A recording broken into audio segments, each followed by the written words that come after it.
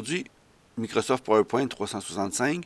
Alors, qu'est-ce qui se passe quand on enregistre notre document pour une première fois?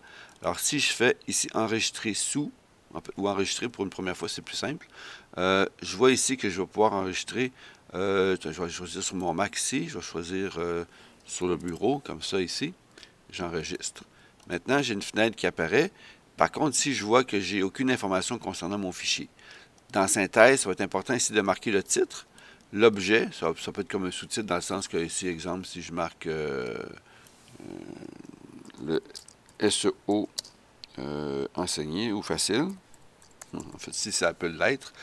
Alors, le SEO comme ça ici. Alors, on va dire ici référencement organique. L'auteur.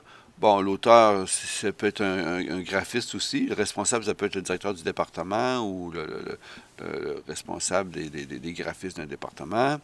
Alors, société, dans ce cas-ci, ça va être information. Comme ça. Catégorie, dans mon cas, c'est éducation. Mots-clés, donc ici, ça va être formation, point virgule, PowerPoint, etc. avec maximum de 10. Commentaire, c'est comme une description plus poussée qu'un simple objet. Répertoire, si c'est disponible sur un site web. Alors, puis on veut enregistrer l'image de l'aperçu, donc on va voir quand on va faire ouvrir l'icône de ce à quoi ressemble notre présentation. Les statistiques ici nous montrent certaines informations. Le contenu, ce qu'est les polices, le thème de la présentation elle-même et le titre principal de la... Bon, ici j'ai une diapositive, donc c'est ce titre qui existe. Personnalisé, on ne touche pas vraiment à ça, c'est pour de la gestion et du classement. On n'a pas vraiment besoin de ça. Si je fais OK maintenant là-dessus, j'enregistre. Alors, si ce qui se passe maintenant, si je veux de cette présentation-là en faire une seconde sur un autre titre, sous un autre nom, en fait, je vais enregistrer sous.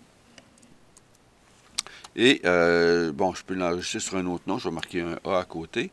Et maintenant, je vais faire ça comme ça. Et maintenant, là, la section ici est remplie parce que j'ai déjà enregistré mon document. Alors, c'est une présentation PowerPoint, le lieu où elle se trouve, la taille totale, créer quand, modifier quand, et attribut si c'est disponible, là, lecture seule ou masquée.